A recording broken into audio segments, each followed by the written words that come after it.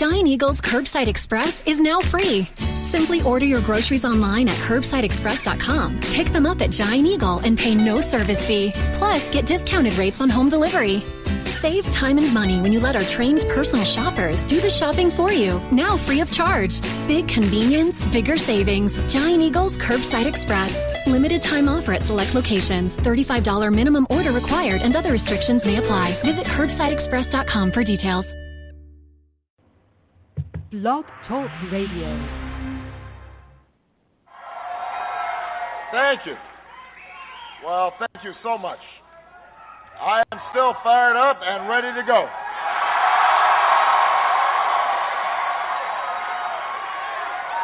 Thank you. Thank you. Well, first of all, I want to congratulate Senator Clinton on a hard-fought victory. That was a blast from the past there, a good sound. Thanks for joining us. This is Sarah Jones with the Politicus Pod, and joining me to talk about the not-so-surprising freakout on Trump's part of firing Attorney General Jeff Sessions just hours after the blue wave in the House is Politicus USA's editor-in-chief, Jason Easley. Thanks for joining me. Thank you for having me back. We are taking calls tonight if we can figure out how to answer them, so we would love to hear from you. You can call us at 516-418-5650, and we will try to answer the calls. We've already got somebody on hold, by the way. Okay, we already have somebody on hold. The number, again, 516-418-5650. I do want to open, before we get to the caller, with Blue Wave. This was, I know Trump tried to change the dialogue today, and he did change the dialogue with the firing of Jeff Sessions, but it's really important for everyone who worked so hard to take this government back and force some accountability on this White House to celebrate this moment, because this was a blue wave. Election scientist and gerrymandering expert Sam Wang said, yes, it's a blue wave. He said it wasn't being seen that way because of gerrymandering, but that this is a national popular vote margin type of, by historical standards, counts as a popular wave. So well done to everyone who worked so hard for this. And we have an exciting lineup of investigations that the House, it's their job to do, and they are ready to do it. And I talked to Nancy Pelosi, I think, a month or two ago, and it's one of the first things I asked her was, how are you going to do oversight and move forward with legislation and you know, there's so much of oversight to do with the Trump administration. She already has a plan mapped out. You know, that's how she operates. And so she's ready to go and hit the ground running. And that's exactly what Democrats need right now. That's what the country needs right now. So really just a great moment. I think people were disappointed that there wasn't, you know, the Democrats didn't take back the Senate, but it really wasn't in the map for that to happen. And just because that didn't happen doesn't mean there wasn't this huge enthusiasm to check this president. In fact, those districts were Trump districts. So you can't expect, that'd be like going into a heavy Obama district and expecting them, you know, to go for a hard right candidate. It's just not going to happen. So some things you just have to deal with. But we got again, another caller here, all right, let's take the first caller. I'll just be quiet. Okay, we got somebody on hold for 8 minutes. Sorry, you've been waiting so long. Sorry. Connecting area code 212. Hi, 212. Hi, can you hear me? Are you there? Yes, we can. How are you tonight? Hi, Sarah. Hi, Jason. I am so happy because Dems took the House. I don't care about waiting for 8 minutes, 8 years. We took the House. Good for you, for patience. And that means our checks and balances are back. And that is everything to me. I was one of the people who'd fill out those little polls every time I saw them. What do you want Democrats to do? My priority, my number one priority, stop Trump, check Trump. And I think that's what Dems really need to focus on and be happy about, because I know that I saw a lot of negative comments last night and this morning, which surprised me, of people sad because we didn't win more. And I didn't get it because I was just happy that we won what we did. It's such a big deal, and I'm not sure people get it yet, how big of a deal that is. No, I agree with you. You know, Nancy Pelosi said it. This is a whole new country. It's a whole new day now, and you're so right. You know, one of the things I wrote was the House has been dysfunctional for so long. I don't think people understand what the House of Representatives really can do and what it's supposed to do. And so it's going to be a big change. Yeah. For them to see what a House does when a president gets out of line, or how to check a president. Yeah, right. And they have to see first. And I know everybody was disappointed about Beto, especially. But, you know, what do you expect? No one's won in Texas since Ann Richards. So getting as close as he did was a major, major accomplishment.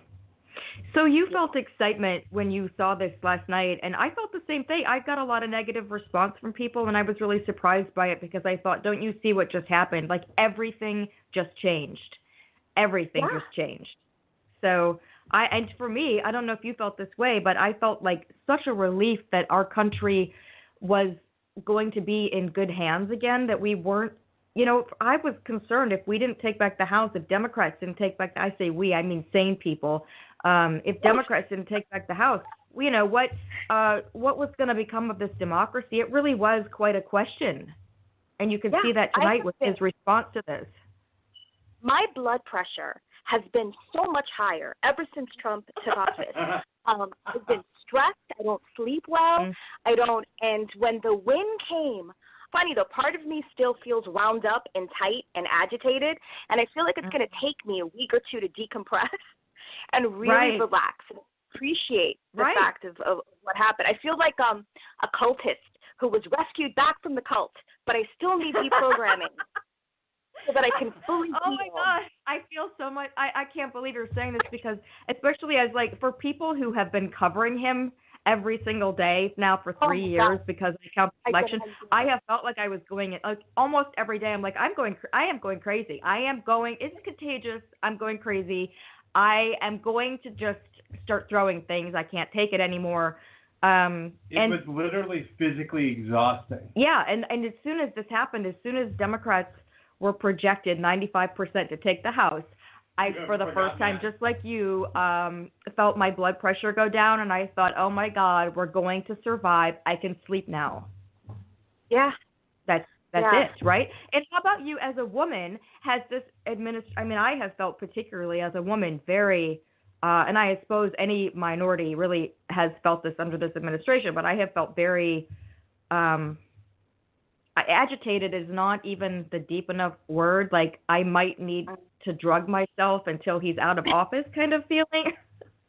You know, it feels like he's this predator, and we all know he's this predator, and they have elevated him and given him the right to continue these acts, these criminal acts on women, you know?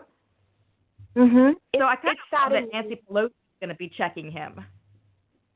Oh my God, I love that. It saddened me.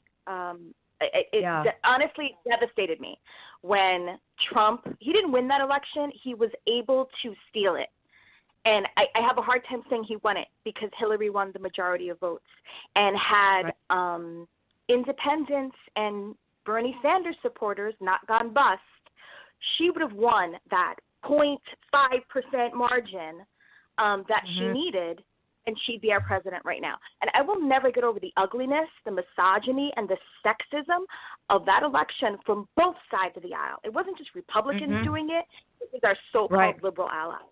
And I have never, to be honest, I haven't healed from it, and I don't think I ever will.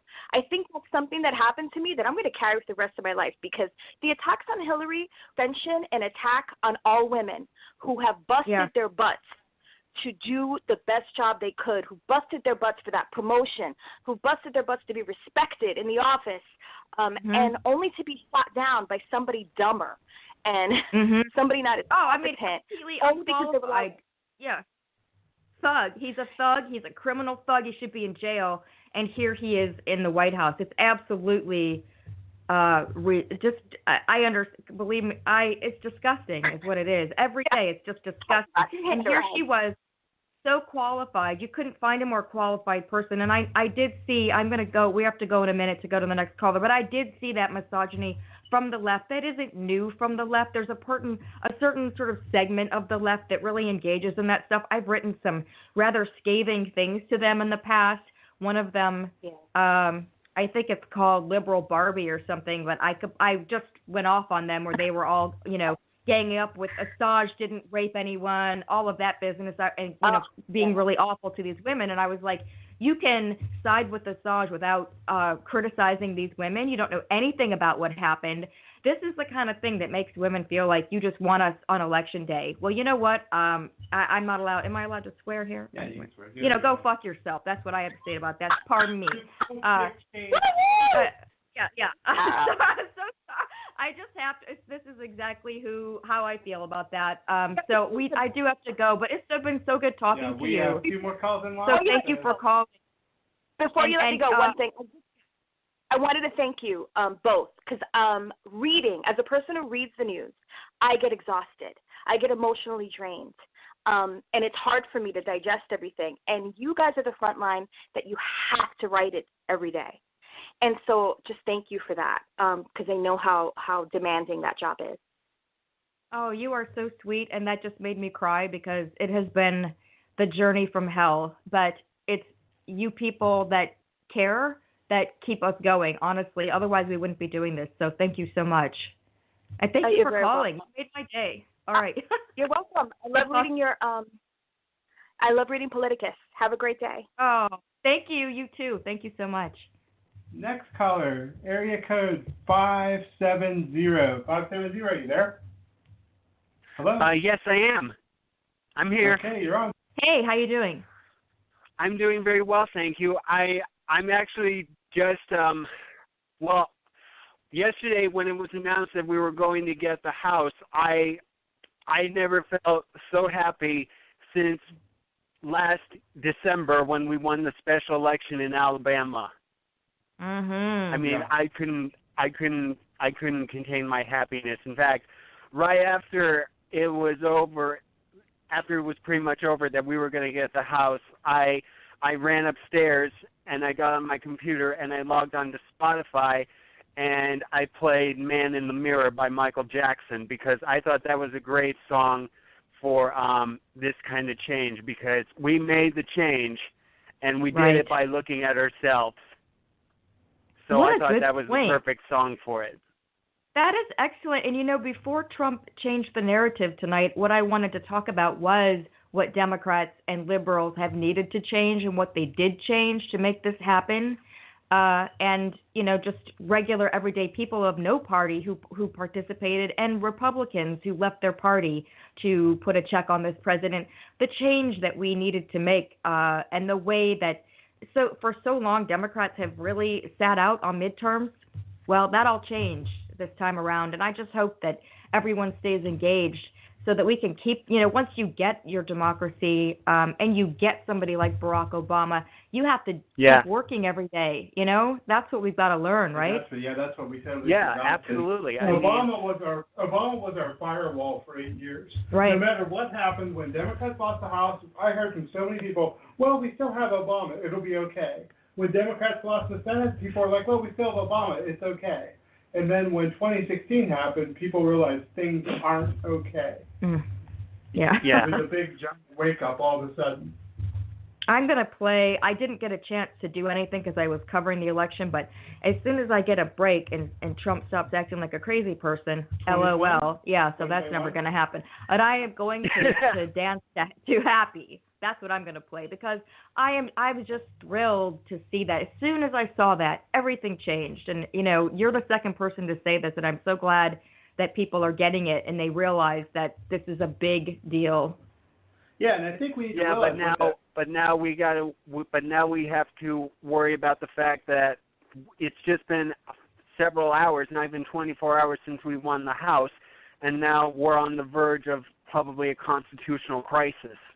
Well, that is exactly right. That was the point of our podcast tonight. Once he did that, we changed it to, the blue wave brought around the constitutional crisis because he freaked out, and this is what he did in response to that. I think he knows that he's obviously going to be in trouble if the Democrats take the House. And I think he's doing this to try to distract us and divide us. And I really think this